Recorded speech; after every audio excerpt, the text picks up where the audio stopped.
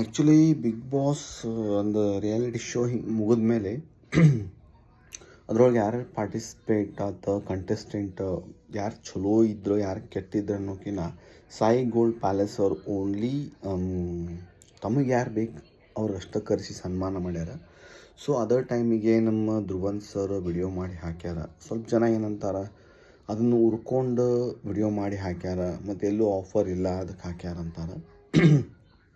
C ಅದು ಏನು ಖರೆ ಸುಳ್ಳು ಗೊತ್ತಿಲ್ಲ, ಬಟ್ ಆದಷ್ಟು ನೆಗೆಟಿವ್ ಒಂದು ಸುದ್ದಿನ ವೈರಲ್ ಮಾಡೋದು ಕಮ್ಮಿ ಮಾಡೋನು ಅದು ಅವ್ರವ್ರ ಸಂಬಂಧಪಟ್ಟಿದ್ದು. ಯಾಕಂದ್ರೆ ಸಾಯಿ ಗೋಲ್ಡ್ ಪ್ಯಾಲೇಸ್ ಅವ್ರೇನು ಕಾಮನ್ ಮ್ಯಾನ್ ಅಲ್ಲ. Is VIP person, serial producer, ದೊಡ್ಡ ಬಿಸ್ನೆಸ್ ಮ್ಯಾನ್ ಅನ್ಕೋತೀನಿ.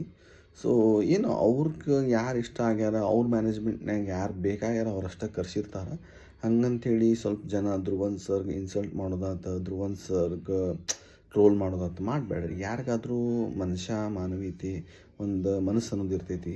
ಸೊ ಏನೋ ಒಂದು ಅವ್ರದ್ದೊಂದು ಮ್ಯಾನೇಜ್ಮೆಂಟ್ ಹಂಗಿತ್ತು, ಅದಕ್ಕೆ ಅವ್ರು ಕರ್ಸಿಲ್ಲ ಅನ್ನಿಸ್ತೈತಿ. ಆ ರೀಸನ್ಗೆ ಜನ ಅದನ್ನು ಆ ರೀತಿ ಹಬ್ಸಾಕೊಂತಾರೆ. ಸೊ ಪ್ಲೀಸ್ ಹಂಗೆ ಮಾಡಬೇಡ್ರಿ, ಹರ್ಟ್ ಆಗುತ್ತಲ್ಲ ಮನುಷ್ಯಾಗ. Anyways like, share, comment and follow ಮಾಡ್ತೀರಿ. ಹಿಂಗೆ ಮಸ್ತ್ ವಿಡಿಯೋಸ್ ಮಾಡೋನು. Be positive. Like, share, follow, comment. Thank you. Bye, take care, love you.